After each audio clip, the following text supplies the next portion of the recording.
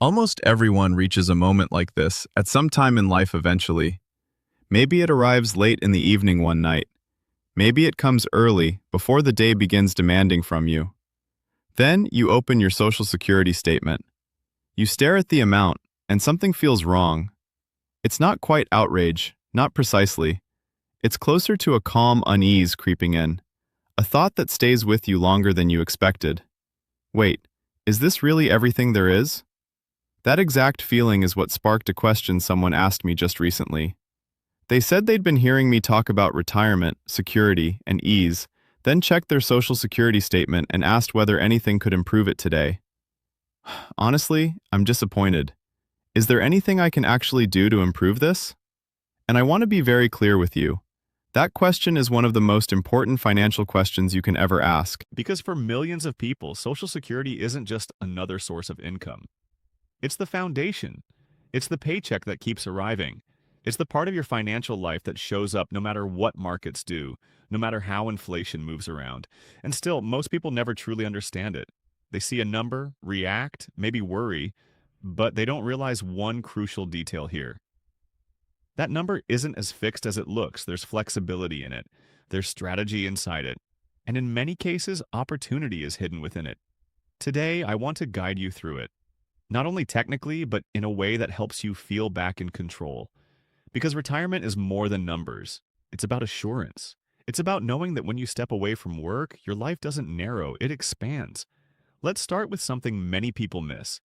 Before we even get to tactics, before we talk about what to do, we need to understand something deeper. Because once this clicks, everything else begins to make sense. Social Security isn't haphazard. It isn't random. It's not simply a number picked for you. It's calculated, and that calculation tells a personal life story about you. Your story, your work history, your earnings, your consistency, your choices across decades. The system reviews your life piece by piece, year after year, and builds a picture of your contributions. Here's where things get interesting. Every year you've worked and contributed has a record, and it's exact. But not all income gets treated equally here. There's a limit, a cap on how much income really counts. You might earn well above that figure, but only a portion is used in the formula. And that limit changes. It rises with inflation and economic growth, which means your benefit depends on when you earned money, not only how much over the course of your career. Keep that in mind for a moment. Your past isn't completely behind you. Here's something surprising to most people. The system doesn't simply take your past earnings at face value. It adjusts them. Think about that. Earning $30,000, $20, or 30 years ago wasn't the same as earning $30,000 today. It carried more weight back then. The system recognizes that. So it raises those older earnings upward, matching them with more recent income so they can be compared fairly. In a way, it's one of the few places where time doesn't diminish the value of your past, it reshapes it. But there's a limit. Those adjustments stop at a certain point. After a certain age, your earnings are taken exactly as they are. No adjustments, no recalculations, just the raw numbers. This creates a subtle but powerful effect, especially for people who keep working later in life. Now we get to one of the most important and misunderstood parts of the system, the 35-year rule. The system doesn't look at every year you've worked.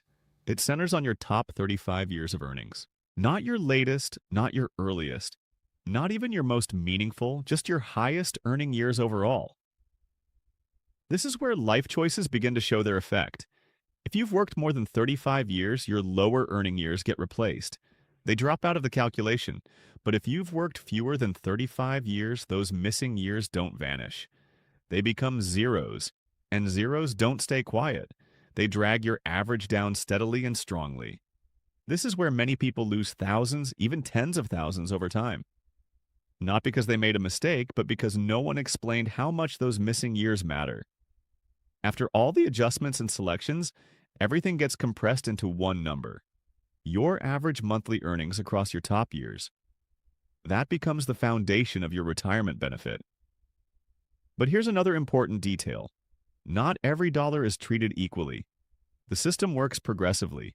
The first slice of your income is replaced at a higher rate than the later slices. Lower earners receive a higher percentage back from it overall. Higher earners receive a smaller share. This isn't a mistake. It's deliberate because Social Security isn't meant to make you wealthy. It's meant to keep you secure. Then comes the final, most important choice here. When you decide to claim your benefit, strategy meets real life, patience meets need, and logic meets emotion together in daily life. Claiming early feels good. It feels immediate and real, but it brings a permanent reduction thereafter. Waiting, on the other hand, takes discipline. It takes confidence. It means trusting your future self is worth the investment. And when you wait, your benefit grows year after year until it reaches its peak. So what does all of this mean for you? It means something straightforward but powerful. Your Social Security benefit isn't just something that happens to you, it's something you can shape. Now, let's talk about how. Strategy number 1, delay. Because time isn't just time, it's leverage. On paper, this is simple. Wait longer, receive more. But emotionally, it's hard. Delaying means turning away money today. And that's uncomfortable. It goes against instinct. It raises questions like, what if something happens? Those thoughts are fair. They're human. But step back and see the whole reality. When you wait past full retirement age, your benefit rises by roughly 8% each year, guaranteed, not tied to markets, and adjusted for inflation for life too. That's uncommon. Imagine two identical people, same career, same income. One claims early, the other waits. The early claimant gets money sooner but remains smaller. The one who waits builds a stronger financial base, higher monthly income, more stability, and more protection later in life when expenses become unpredictable. This strategy isn't about maximizing a number. It's about maximizing peace of mind. But delaying isn't for everyone. If your health is uncertain or you need income now, claiming sooner might make sense. The key is understanding the trade-off. Strategy number 2, work longer but intentionally. This isn't about working forever, it's about understanding the math. Remember the 35-year rule, this is where it counts. If you have gaps, they're filled with zeros. But each extra year you work can replace a zero or a lower income year. That lifts your average and your benefit. Even 1 year can help. And working longer doesn't mean doing the same job. It could mean part-time work, consulting, or something easier. The goal isn't just more work, it's wiser work inside the system. Strategy number 3, earn more but strategically. This isn't about huge income growth, it's about timing. Your highest earning years matter most, especially later in your career.